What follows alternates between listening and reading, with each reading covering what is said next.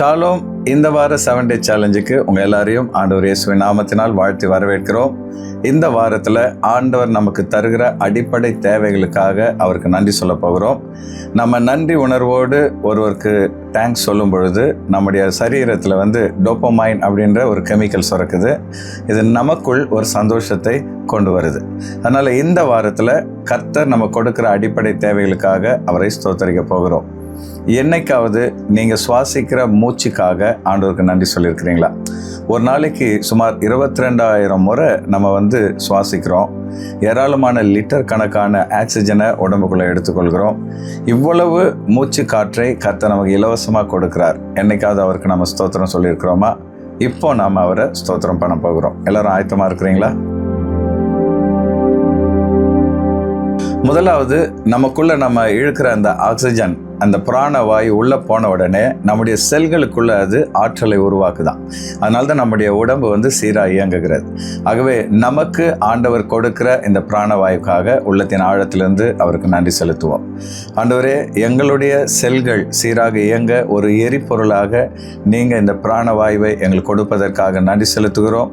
மருத்துவமனையில் ஒரு நாளைக்கு 5,000 ரூபாய்க்கு மேலே ஆக்சிஜனுக்காக சார்ஜ் பண்ணுறாங்கப்பா. ஆனால் நீங்கள் எங்களுக்கு இலவசமாக இந்த பிராணவாயுவை கொடுத்திருப்பதற்காக நன்றி செலுத்துகிறோம். எங்களுடைய உடல் சீராக இயங்கும்படியாக துல்லியமாக இப்படிப்பட்ட ஆண்டவரே இயற்கையாக நீர் இந்த காற்றை கொடுத்திருப்பதற்காக உள்ளத்தின் ஆழத்திலிருந்து உம்மை மகிமைப்படுத்துகிறோம்.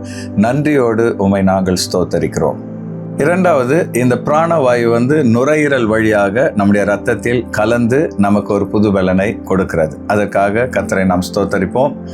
ஆண்டவரே, நாங்கள் மூச்சை உள்ளே இழுக்கும் பொழுது அது நுரையீரல் வழியாக சென்று சுத்திகரிக்கப்பட்டு அது இதயத்துக்கு அனுப்பப்பட்டு இதயத்தின் மூலமாக இரத்தத்தில் கலந்து உடல் முழுவதும் எங்களுக்கு பிராணவாயுவை அப்பா இது சப்ளை பண்ணுவதற்காக நன்றி செலுத்துகிறோம்.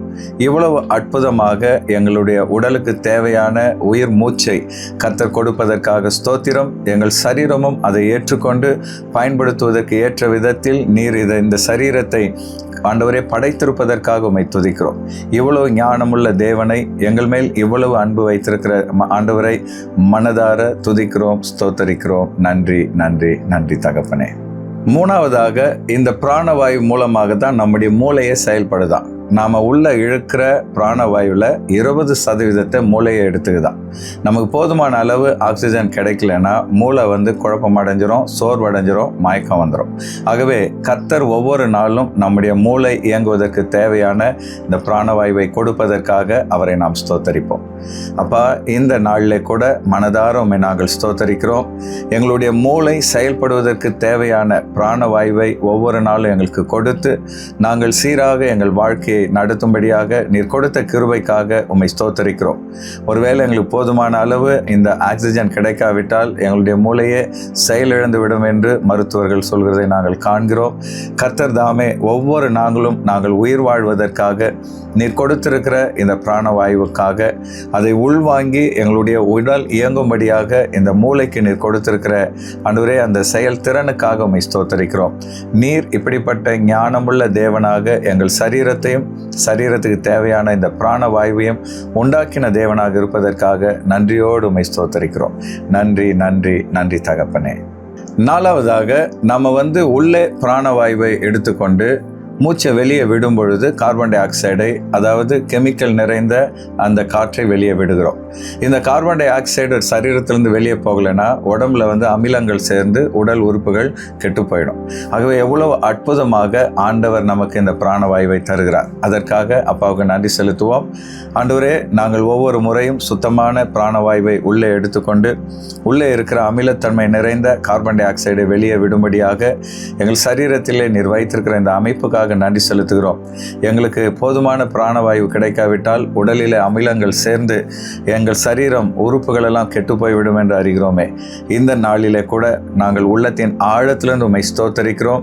நாங்கள் உயிர் வாழ்வதற்கு தேவையான இந்த பிராணவாயுவை எங்களுக்காக படைத்த தெய்வமே, ஒவ்வொரு நாளும் எங்களுக்கு இந்த ஜீவன் தருகிற சுவாசத்தை தருகிற எங்கள் தெய்வமே, உம்மை நாங்கள் துதிக்கிறோம், மகிமைப்படுத்துகிறோம். மனதின் ஆழத்திலிருந்து உமக்கு நன்றி செலுத்துகிறோம். நன்றி நன்றி நன்றி தகப்பனே.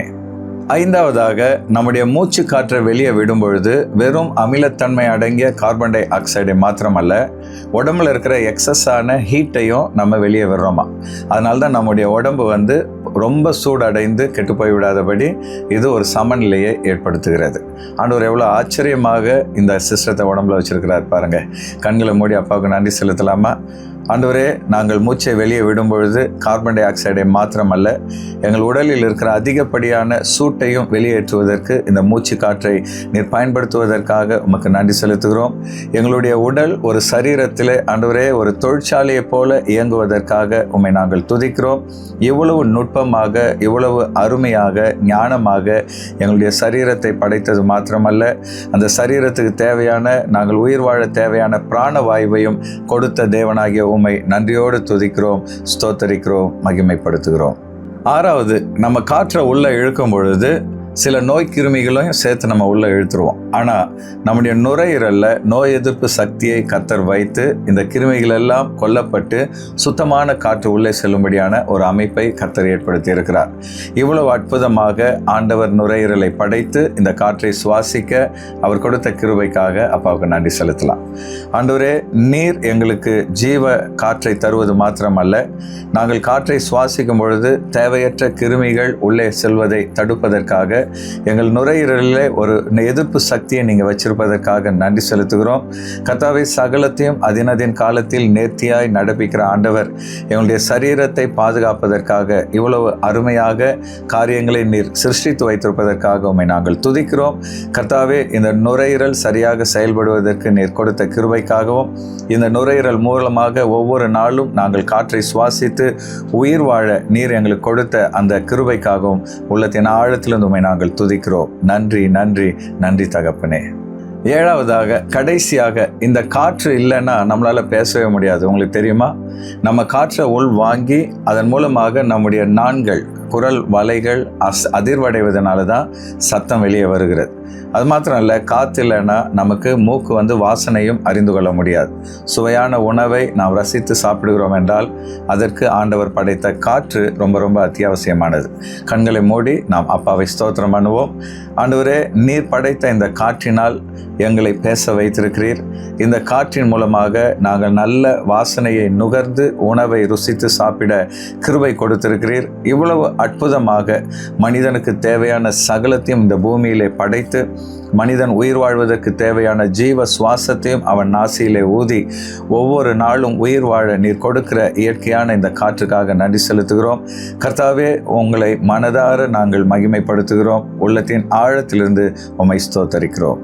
காற்றை இதுவரைக்கும் நம்ம கண்ணால் பார்த்ததில்லை, ஆனால் அந்த காற்றை நாம் உணர்கிறோம். அதே போல கர்த்தரை நாம் கண்ணால் பார்க்காவிட்டாலும் அவர் நம்மை சூழ இருக்கிறார் என்பதை உணர்த்துவதற்காகவே காற்றை உருவம் இல்லாமல் கர்த்தர் படைத்திருக்கிறார். ஆகவே நம்ம எப்பெல்லாம் காற்றை சுவாசிக்கிறோமோ, நம்முடைய உடம்புல எப்பெல்லாம் தென்றல் போன்ற மென்மையான காற்று படுகிறதோ, அப்பொழுதெல்லாம் அப்பா, நீங்கள் எங்கள் கூடவே இருப்பதற்காக நன்றி என்று சொல்லி ஆண்டவரை குறித்த உணர்வை இந்த காற்று நமக்கு உண்டாக்குவதற்காக எப்பொழுதும் கர்த்தரை துதியுங்க.